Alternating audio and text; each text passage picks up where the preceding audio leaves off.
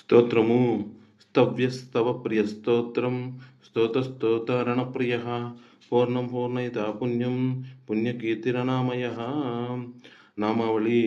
ఓం స్తవ్యాయ నమ, ఓం స్తవప్రియాయ నమ, ఓం స్తోత్రాయ నమ, ఓం స్తోత్రే నమ, ఓం రణప్రియాయ నమ, ఓం పూర్ణాయ నమ, ఓం పూరయిత్రే నమ, ఓం పుణ్యాయ నమ, ఓం పుణ్యకీర్తయే నమ, ఓం అనామమాయ నమ. నిరుక్తము.